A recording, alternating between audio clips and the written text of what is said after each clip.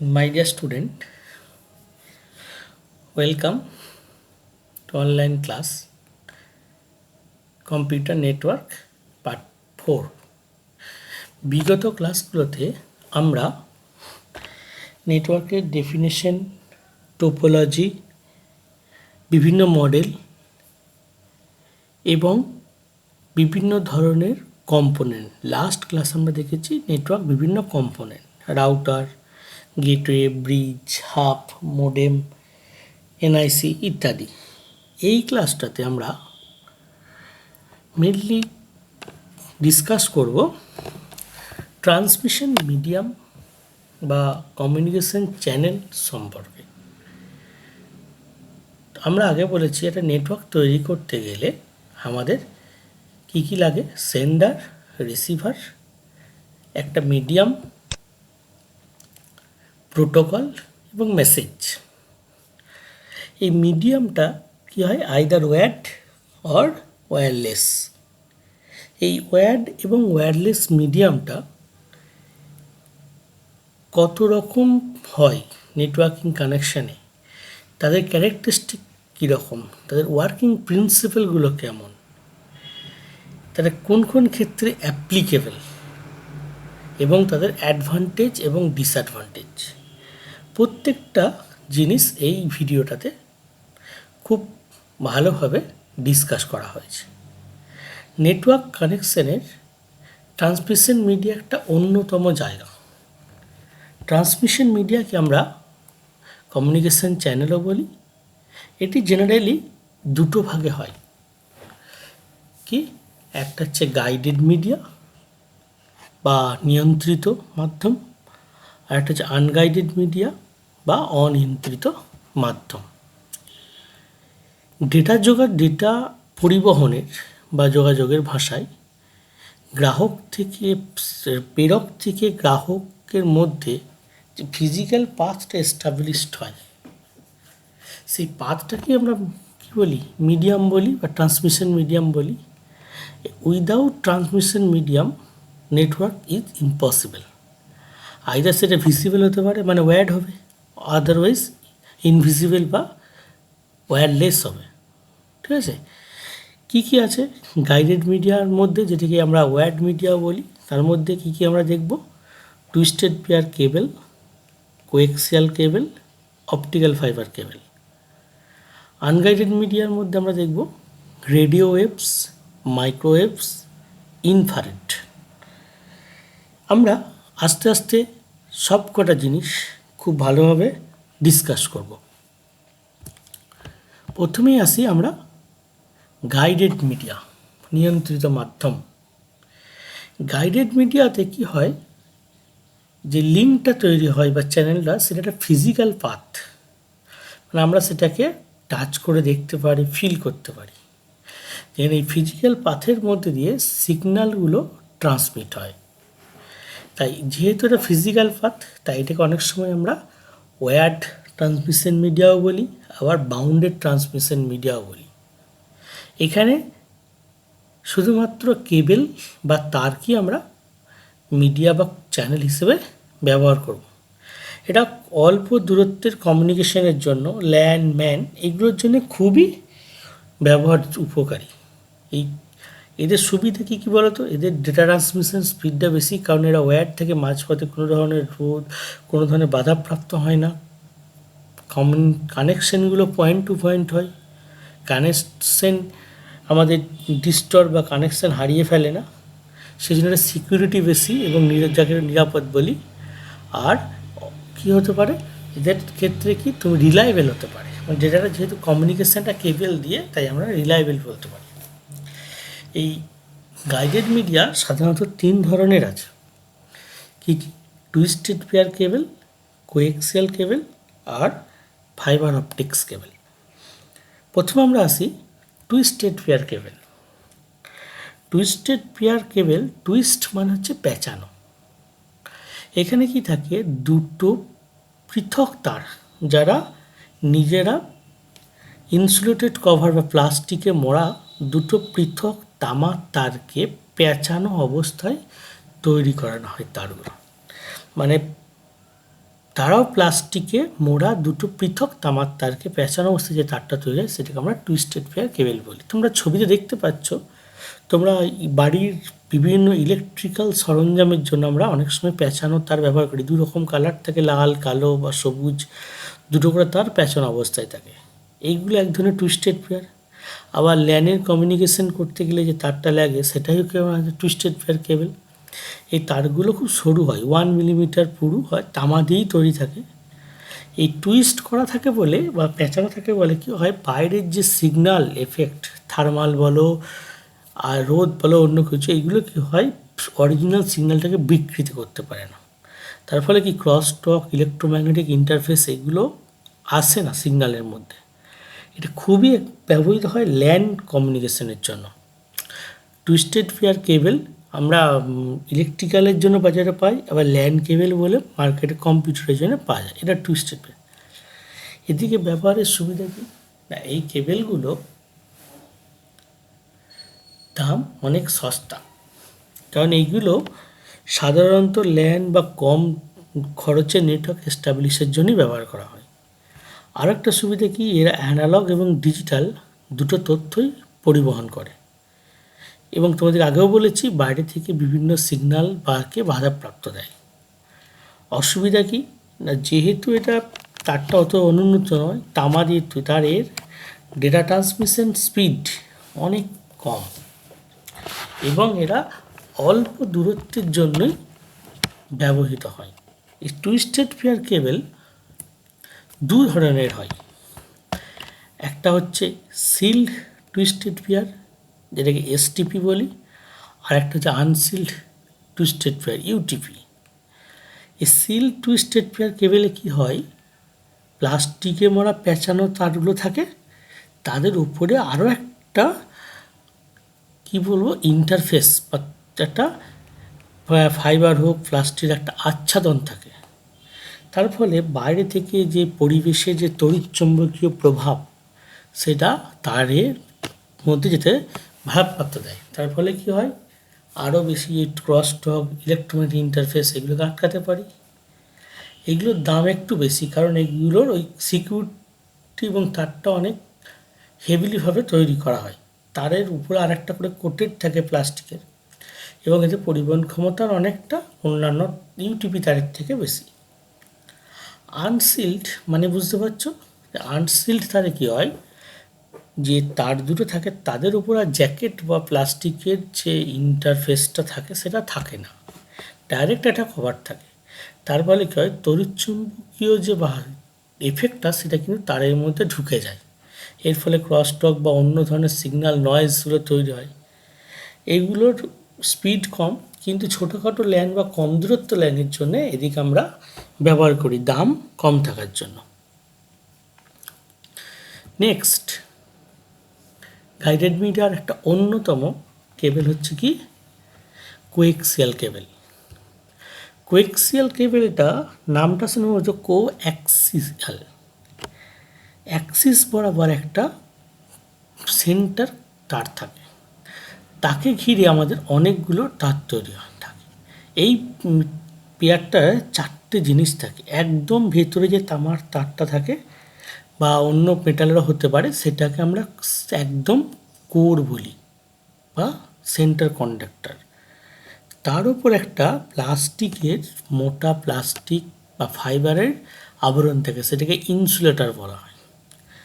তার উপর তামার তার বা তারের একটা জালি বা মেশ থাকে, সেটাকে সিল্ড বলি। তার উপর একটা কি থাকে, পলিমার বা প্লাস্টিক বা পিভিসি দেওয়া একটা আবরণ থাকে, যেটাকে আমরা জ্যাকেট বলি। তারপরে বুঝতে পারছো, এটা চারটেভাবে তারটা তৈরি। ওপরে কালো জ্যাকেটটা খুলে ভেতরে একটা কি থাকবে, তারের জালি থাকে, নেট।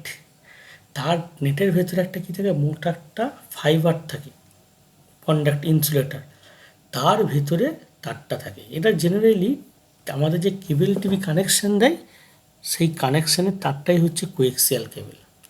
তোমরা যদি দেখো কেবল টিভি কানেকশানের তারটা উপরে দেবে কালো রঙের থাকে, ওর ভেতরে একটা ফাইবার বা এইরকম একটা মেশ থাকে তারের, তার ভেতরে একটা ইনসুলেটর থাকে, তার ভেতরে একটাই তার থাকে মোটা। এটার সুবিধা কি, এটা হচ্ছে অনেক বেশি high frequency then twisted pair, এবং যেহেতু এটা দুটো কন্ডাক্টর থাকে, একটা ভেতরে আর বাইরে একটা তারে, তার ফলে কী হয়, তারটাতে ইলেকট্রোম্যাগনেটিক এফেক্টটা অনেক কম ওই তারের যে থাকে, তাই জালটা অনেকটা বাধা দেয়। তার ফলে কী হয়, যে বিভিন্ন ধরনের সিগন্যালগুলো যে বিকৃত হয় সেটা হয়ে যায় না, এবং পরিবহন ক্ষমতা অনেক বেশি। সুবিধাটা তোমরা দেখতে পাচ্ছ, তার মানে কি পরিবহন ক্ষমতা বেশি। ডিজিটাল অ্যানালগ দুটো জিনিস ব্যবহৃত হয়, টিভিতে আমাদের দুটোতেই থাকে, এবং লং ডিস্টেন্স কভারের জন্য আমরা এই তারকে ব্যবহার করি। অসুবিধা হচ্ছে এই তারগুলো ফ্লেক্সিবিলিটি কম, নমনীয়তা কম, আর এগুলো যদি কোনো রকম হয় কেটে যাবে কিছু, তার জন্য দক্ষ লোক দরকার পড়ে। আর হচ্ছে রিপিটারের প্রয়োজন। তোমরা দেখেছো কেবল তার এর কিছুটা ডিস্টেন্স অন্তর অন্তর একটা করে পড়লে আমাদেরকে এই রিপিটার লাগানো হয়, কারণ এই তারেতে যত লং ডিস্টেন্স কভার করে রোধের জন্য সিগন্যালগুলো উইক হয়ে যায়। এই সিগন্যালগুলোকে অ্যাম্প্লিফাই বা পাওয়ার জেনারেট করার জন্য, অ্যাম্প্লিফাই করার জন্য রিপিটারের প্রয়োজন হয়। এটা কেবল টিভি কমিউনিকেশনের জন্য এই তারটা খুবই ব্যবহৃত হয়। অ্যানাদার ইম্পর্টেন্ট গাইডেড মিডিয়া হলো ফাইবার অপটিক্স। এই ফাইবার অপটিক্সের নাম তোমরা অনেকেই শুনেছ। আজকের যুগে ফাস্ট ইন্টারনেটের জন্য, ফাস্ট ডেটা ট্রান্সমিশনের জন্য ফাইবার অপটিক্সের প্রয়োজন বা জরুরি। এই ফাইবার অপটিক্স কেবেলটা তৈরি হয় গ্লাস বা ফাইবার দিয়ে। এই গ্লাস বা ফাইবারটা যেটা থাকে সেটাকে আমরা বলি কোর। তার ওপরে কি থাকে, একটা প্লাস্টিক বা অন্য ধরনের মেটালের ইন্টারফেস থাকে, সেটাকে আমরা বলি ক্লাডিং। তার ওপর একটা আউটার জ্যাকেট থাকে, এটাকে বাফার কোটিং বলা হয়। একদম সর্বোপরি সবার বাইরে কি থাকে, একটা জ্যাকেট থাকে, যাতে ফাইবার অপটিক্সটা কোনো রকমভাবে ক্ষতিগ্রস্ত না হয়। তাহলে এই ফাইবার অপটিক্স কেবেলটার গঠনটা এইভাবে থাকে, একদম ভেতরে থাকে গ্লাস বা ফাইবারের মেন তারটা, সেটাকে কোর বলি।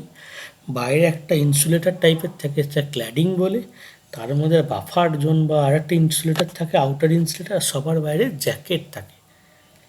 এই ফাইবার অপটিক্সে আমরা আগের যে দুটো তার দিলাম সেখানে ইলেকট্রোম্যাগনেটিক ওয়েভ চাই, কিন্তু ফাইবার অপটিক্সের ক্ষেত্রে কী হয়, আলোর তরঙ্গ দৈর্ঘ্য এর মাধ্যমে সিগন্যাল পাঠানো হয়।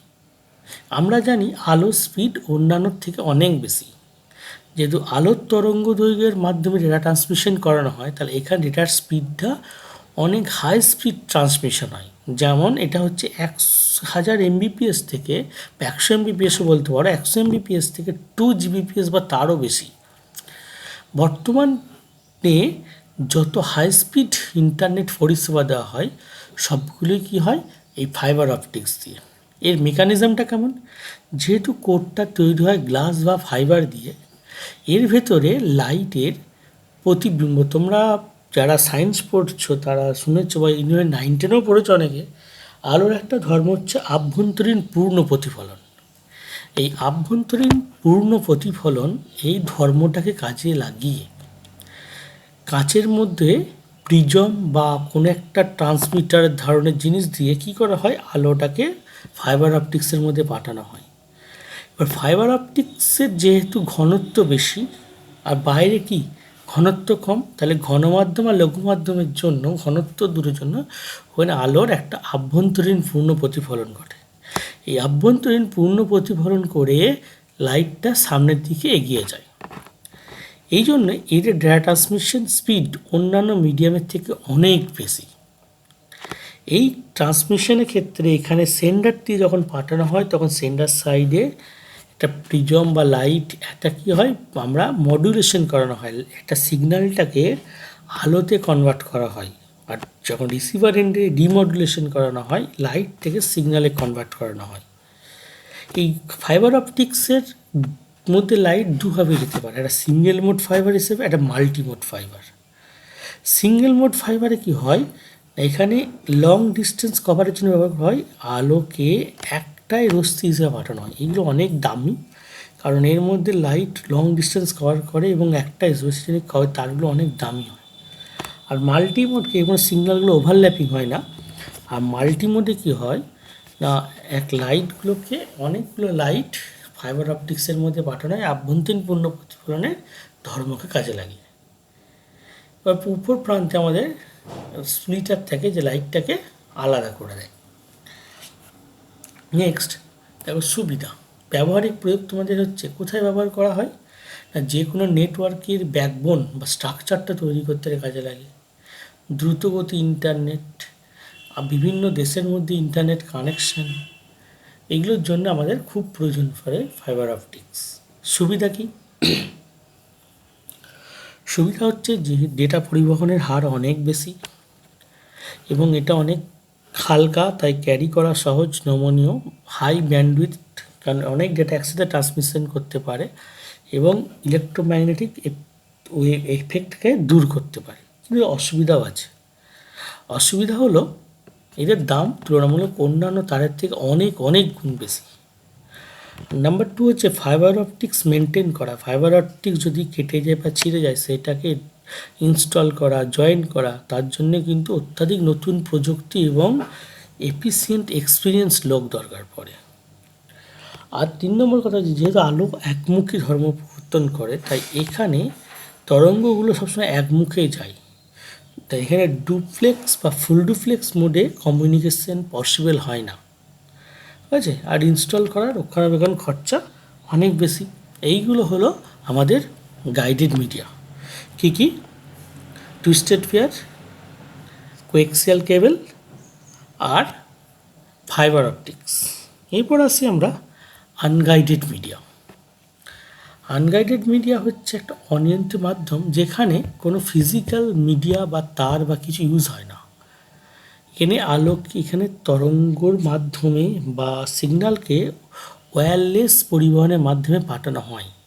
সেই পরিবহনটা তড়িৎচুম্বকীয় তরঙ্গ, মেনলি তড়িৎচুম্বকীয় তরঙ্গ হয়, ইলেকট্রোম্যাগনেটিক ওয়েভ। এখানে আমরা এই মাধ্যমকে আমরা চোখে দেখতে পাই না। এখানে বায়ুর মাধ্যমে সব কিছু সিগন্যালকে পাঠানো হয়। যেহেতু বায়ুর মাধ্যমে সম্প্রচারিত হয়, তাই এক্ষেত্রে কী হয়, সিকিউরিটি বা সুরক্ষিত একটু কম, কিন্তু এটা লং ডিস্টেন্স কভার করতে পারে। তারের ক্ষেত্রে লং ডিস্টেন্স কভার করা যেমন খুব অসুবিধা, যদি 1000-2000 কিলোমিটার কভার করতে হয়, সেটা কিন্তু আমরা ওয়্যারলেস কমিউনিকেশনকেই প্রেফার করব। এই ওয়্যারলেস কমিউনিকেশন বা আনগাইডেড মিডিয়াকে সাধারণত আমরা 3টে বা 4টে ভাগে ভাগ করি। অনেকে 3টে ভাগে বলে, রেডিও ওয়েভটাকে 2টো ভাগে ভাগ করে। তাই 4টে হচ্ছে infrared, microwave, radio wave. Radio ওয়েভের একটা ভাগ হচ্ছে আমাদের মাইক্রোওয়েভের বা রেডিওর ভাগ হচ্ছে কি স্যাটেলাইট কমিউনিকেশন। প্রথমে দেখি ইনফ্রারেড। ইনফ্রারেড সিস্টেমটা তোমাদের বলি, আমরা টিভি রিমোট সবাই চালাই, টিভি বা এসি। এই রিমোট মাধ্যমে যখন টিভির চ্যানেল কন্ট্রোল করি বা রিসিভ হয়, সেটা টিভি থেকে রিমোট থেকে একটা সিগন্যাল বেরোয়, এটা ওয়্যারলেস কমিউনিকেশন, দেখতে পায় না। এই যে খুব অল্প দূরত্বের জন্য যে রিমোট বা এই ধরনের থেকে যে সিগন্যালটা বেরোনোর জন্য যে টেকনোলজিটা দরকার পড়ে, এটাকে বলা হয় ইনফ্রারেড। এই ইনফ্রারেড টেকনোলজি অল্প দূরত্বের জন্য খুব ভালো। কিন্তু এরা কখনোই কী হয় না বলো তো, কোনো দেওয়ালকে ভেদ করে বা বাধাকে অতিক্রম করতে পারে না। আমরা একটা ঘরে টিভি রেখে অন্য ঘর থেকে টিভির রিমোট দিয়ে অপারেট করতে পারি না। এদের ফ্রিকোয়েন্সি যত বেশি হয় তত কি হয়, এরা লং ডিস্টেন্স কভারটা করতে পারে না। এদের ফ্রিকোয়েন্সিটা হচ্ছে তরঙ্গ দৈর্ঘ্যটা কম কিন্তু ফ্রিকোয়েন্সিটা বেশি। এই ফ্রিকোয়েন্সি 3300 গিগাহার্টজ থেকে 400 টেরাহার্টজ পর্যন্ত। TV remorse, wireless walkie talkie, আমাদের ওয়্যারলেস মাউস, কিবোর্ড, প্রিন্টার ইত্যাদি সবই হচ্ছে ইনফ্রারেড নিয়ন্ত্রিত হয়। এদের সুবিধা হচ্ছে কি, এরা অল্প ডিস্টেন্স কভার করে, ফলে হাই ব্যান্ডউইথ এবং সিগন্যাল স্ট্রেংথটা অনেক বেশি থাকে। এরা দেওয়ালকে প্রবেশ বা দেওয়ালকে পেরিয়ে যেতে পারে না, তাই একটা করে ইনফ্রারেড থাকলে পাশাপাশি কোথাও আমরা ইনফ্রারেডকে অ্যাক্সেস করতে পারে না। আর ইনফ্রারেডের কী সুবিধা, একটা কম ডিস্টেন্সের জন্য খুব ভালো সুরক্ষা প্রোভাইড করে। কিন্তু আরেকটা সুবিধা হচ্ছে ইনফ্রারেড কিন্তু বাড়ির বাইরে সূর্যালোকে কী হয়, উইক হয়ে যায়, কারণ সূর্যালোকের মধ্যে ইলেকট্রোম্যাগনেটিক ওয়েভ থাকে যেটা ইনফ্রারেড ওয়েভকে নষ্ট করে দেয়। তারপরের টপিক হচ্ছে আমাদের রেডিও ওয়েভ। এই রেডিও তরঙ্গগুলো হলো একটা ইলেকট্রোম্যাগনেটিক ওয়েভ বা তড়িৎচুম্বকীয় তরঙ্গ, যা ওপেনলি সারাউন্ডেড হতে পারে চারিদিকে। এই তরঙ্গগুলোকে চালনা করতে গেলে আমাদের এক ধরনের অ্যান্টেনা ইউজ করতে হয়, যেটাকে আমরা বলি ওমনি ডিরেকশনাল অ্যান্টেনা, অর্থাৎ সব দিকেই বেরিয়ে যায়, সিগন্যালগুলো সর্বদিকেই থাকে। দেখো আমরা যখন দেখেছি রেডিও, যে এফএম বা এম রেডিও এফএম শুনি, কোনো এলাকা থেকে ওটা একটা এলাকা বা রিজিয়নের সব জায়গাতেই সিগন্যালটা ছড়িয়ে থাকে। আমরা যে কোনো প্রান্ত থেকে এফএমকে কী করতে পারি, অ্যাক্সেস করতে পারি।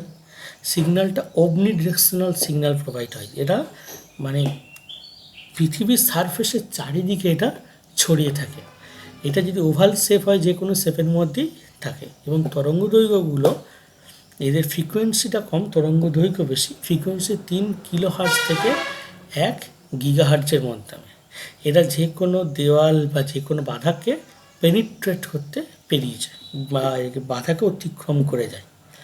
সুবিধা হচ্ছে কি, লং ডিস্টেন্স কভার করার ফলে তথ্য বিনিময় সুবিধা। আমাদের কী হয়, ইনফ্রারেড ওয়্যারলেসের জন্য মতো তার টাঙাবার জন্য বা পোল টাঙাবার জন্য জমি লাগে না। আমরা স্যাটেলাইট অ্যান্টেনার মাধ্যমে এটাকে পাঠাতে পারি। ডিভাইসগুলো ইনস্টল করা সহজ এবং ওয়ান টাইম ইনস্টলেশন খরচা বেশি, কিন্তু রক্ষণাবেক্ষণ খরচা অনেক ভালো।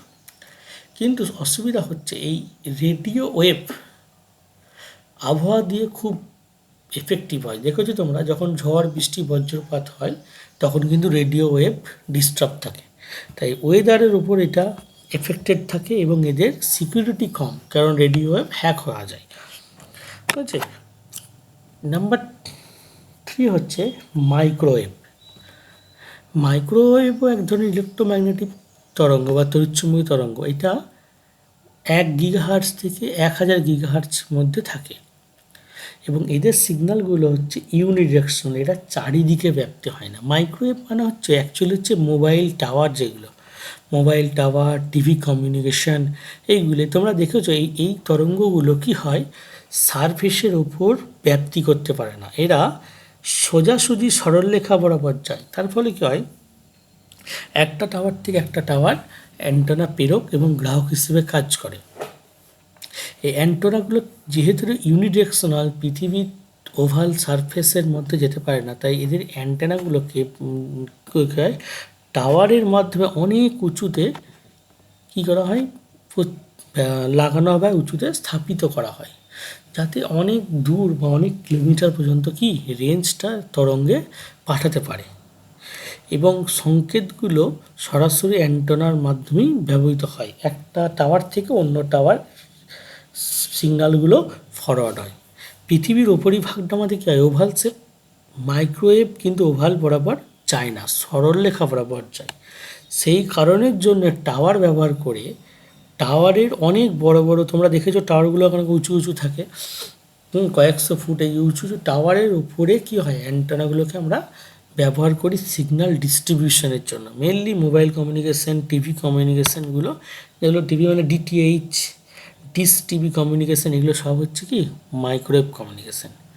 মাইক্রোওয়েভ কমিউনিকেশানের সুবিধা হচ্ছে কেবল তার লাগে না, সস্তা হয়, জমির একটা সমস্যা থাকে না এখানে, ইনস্টলেশন সহজ, এবং ভূখণ্ডের যে সমস্যা, কোথাও দেখা গেলো যে জিওগ্রাফিক্যাল এলাকা খুব রিজিয়ন, মানে পাহাড় পর্বত, সব জায়গায় তার নিয়ে যাওয়া অসুবিধা, মহাসাগর, সমুদ্র, কিন্তু সেই সব জায়গাতে আমরা সহজেই করতে পারি, মাইক্রোওয়েভ দিয়ে কমিউনিকেশন করতে পারি। যেই জায়গাগুলো প্রাকৃতিকভাবে ভীষণ দুর্গম, সেই জায়গাগুলোতেও মাইক্রোওয়েভ পৌঁছানো সম্ভব। কিন্তু যে কোনো ওয়্যারলেস কমিউনিকেশনেরই একটা সিকিউরিটিটা কম থাকে, এরও তাই, এবং এটা আবহাওয়ার ওপর সংবেদনশীল হয়। এরপর দেখো আমাদের যে টপিক, সেটা হচ্ছে স্যাটেলাইট কমিউনিকেশান। স্যাটেলাইট কমিউনিকেশান আমরা দেখেছি দুটো হবে, আমরা জানো যে এটা উপগ্রহ। আমাদের পৃথিবীর কক্ষপথে বা চারিদিকে কী হয়, উপগ্রহ পাঠানো হয়। এটা একটা ফিজিক্যাল কম্পোনেন্ট, যেটা অরবিটে থাকে এবং পৃথিবীর চারিদিকে ঘুরতে থাকে। এই ঘোরার ফলে কি হয়, এরা পৃথিবী থেকে সিগন্যালগুলোকে নেয় এবং সিগন্যালগুলোকে অন্য জায়গায় ফরওয়ার্ড করে। এখানে দুটো জিনিস কাজ হয়, একটা হচ্ছে আপলিঙ্ক, একটা হচ্ছে ডাউনলিঙ্ক। স্যাটেলাইটকে যখন কমিউনিকেশন হয় পৃথিবীর থেকে অ্যান্টেনার মাধ্যমে কী হয়, সিগন্যালগুলো স্যাটেলাইটকে প্রথমে পাঠানো হয়, তারপর সেই স্যাটেলাইট সেই সিগন্যালটাকে রিজেনারেট বা অ্যাম্প্লিফাই করে তার নির্দিষ্ট রিজিয়নে যত অ্যান্টেনা থাকে বা রিসিভার থাকে তাদের মধ্যে সিগন্যালটাকে ট্রান্সমিট করে। আজকের যে আমাদের television, TV, internet, mobile communication, defence, weather forecast সমস্ত কিছু হয় কী দিয়ে? স্যাটেলাইট কমিউনিকেশন দিয়ে। এই স্যাটেলাইট কমিউনিকেশনের 3-4 রকম স্যাটেলাইট। একটা হচ্ছে জিএসআর, যেমন হচ্ছে জিওগ্রাফিক্যাল আর্থ স্যাটেলাইট। এটা কী হয়, এই স্যাটেলাইটগুলোকে গিয়ে পৃথিবী যে স্পিডে ঘুরছে সেই স্পিডেই পৃথিবীর অরবিটে স্থাপন করানো হয়। তার ফলে আমরা আমাদের পৃথিবী পৃষ্ঠ থেকে ওই স্যাটেলাইটগুলোকে ফিক্স দেখি এবং ওরা একটা নির্দিষ্ট রেঞ্জের মধ্যেই ডেটাটাকে পাঠা থাকে। এর ফলে অ্যান্টেনাকে স্যাটেলাইট সার্চ করতে হয় না। আর একটা হচ্ছে মিড লেভেল, যেটা কী করে, পৃথিবী থেকে আর্থ অরবিটে যেগুলো থাকে সেগুলো 35,000 মাইল দূরে অবস্থান করানো হয়। আর এইগুলো 1600 বা 2000 মাইল বা তারও নিচে উপরে মাঝামাঝি জায়গাতে দেখানো হয়, যেটা কিন্তু আর্থের অরবিটের স্পিডে ঘুরতে হয় না, ঘুরে পৃথিবীর চারিদিকে। তারপরে পৃথিবীতে এইদিকে যে অ্যান্টেনা থাকে, অ্যান্টেনাকেও কী করতে হয়, ওই স্যাটেলাইটের সাথে কমিউনিকেশান রাখতে হয়। আর একটা হচ্ছে লো লেভেল, এটা জেনারেলি কোনো একটা পার্টিকুলার এলাকাকে নজরদারি করানোর জন্য লো লেভেল, লো ডিস্টেন্স স্যাটেলাইট ব্যবহার করা হয়। আর মিডটা ব্যবহার করা হয় ওয়েদার ফোরকাস্ট ইত্যাদির জন্য। এদের যেহেতু এলাকাটা অনেক বেশি, তাই মাইক্রোওয়েভ বা এদের থেকে কী হয়, স্যাটেলাইট কমিউনিকেশন অনেক বেশি সুবিধা। এবং বিভিন্ন একটা লং ডিস্টেন্স কভার করা বা মোবাইল কমিউনিকেশন, টিভি, আজকে টিভি কমিউনিকেশন সমস্তটাই হচ্ছে স্যাটেলাইট কমিউনিকেশন নিয়ে। কিন্তু অসুবিধা যে স্যাটেলাইট ডেভেলপ করা এবং এটাকে ব্যবহার করা অনেক বেশি ব্যয় সাপেক্ষ, এবং এটাকে নিয়ন্ত্রণ করা এবং রক্ষণাবেক্ষণ করা অনেক বেশি এফিসিয়েন্ট লোকের প্রয়োজন পড়ে। আমরা এই জায়গাগুলোতে দেখলাম কি, তাহলে microwave, infrared, radio wave, satellite communication সবথেকে বেশি যেটা এফেক্টিভ আজকের যুগে সেটা হচ্ছে স্যাটেলাইট কমিউনিকেশান। স্যাটেলাইট কমিউনিকেশানের মাধ্যমে আমরা জিপিএস দেখতে পাই, জিপিএস কমিউনিকেশান তোমরা জানো, জিওগ্রাফিক্যাল পজিশন সিস্টেম, বিভিন্ন ওয়েদার ফোরকাস্ট, কোনো জায়গা, সেই গুগল ম্যাপ সবই তো হয়, সবই কী দিয়ে হয়, স্যাটেলাইট কমিউনিকেশানের জন্য হয়। এই স্যাটেলাইট কমিউনিকেশান ইন্টারনেট ব্যবহারকে আরও বেশি মানুষের ক্ষেত্রে খুবই ব্যবহারযোগ্য করে তুলেছে। ওকে, থ্যাংক ইউ, ভালো করে এটা পড়ো।